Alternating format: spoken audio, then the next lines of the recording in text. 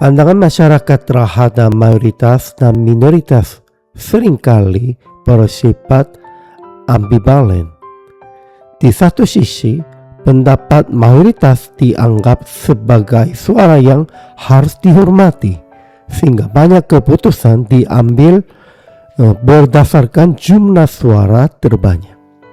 Namun, apa yang dipilih oleh mayoritas tidak selalu benar.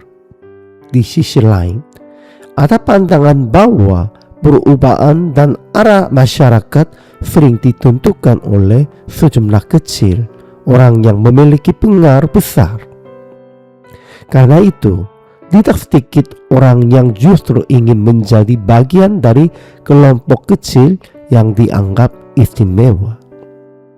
Yesus yang menghendaki keselamatan bagi semua orang juga mengajarkan bahwa jalan menuju kehidupan bukanlah jalan yang luas dan ramai, melainkan jalan yang sempit yang hanya ditemukan oleh sedikit orang.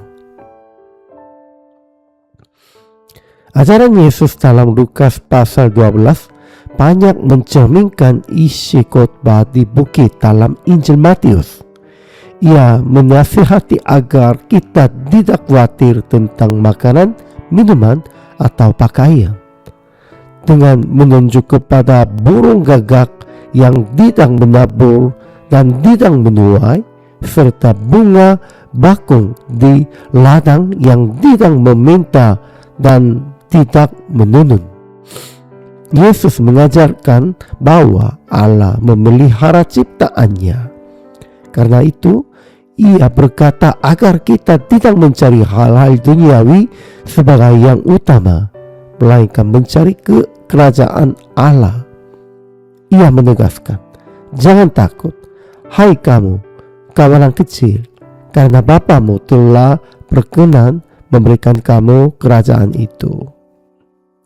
Selanjutnya, Ia menasihati agar kita menjual harta milik dan memberikannya sebagai sedekah, sehingga kita memiliki harta di surga, harta yang tidak akan habis dan tidak akan rusak.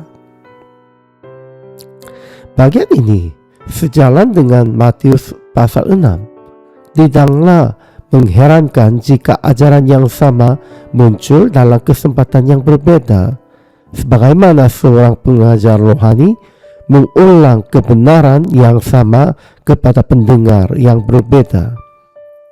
Menariknya, Yesus secara khusus menyebut burung gagak yang dalam tradisi Yahudi dianggap sebagai burung najisnya, untuk menunjukkan bahwa pemeliharaan Allah mencakup pakan yang dianggap rendah dan tidak layak.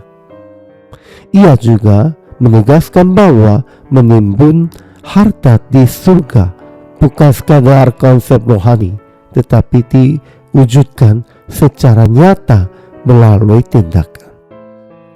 Melepaskan milik kita dan berbagai dengan mereka yang membutuhkan.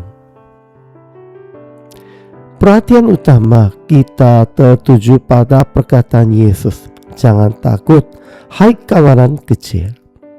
Padahal Injil mencatat bahwa orang banyak yang mengikuti Yesus sangat besar jumlahnya.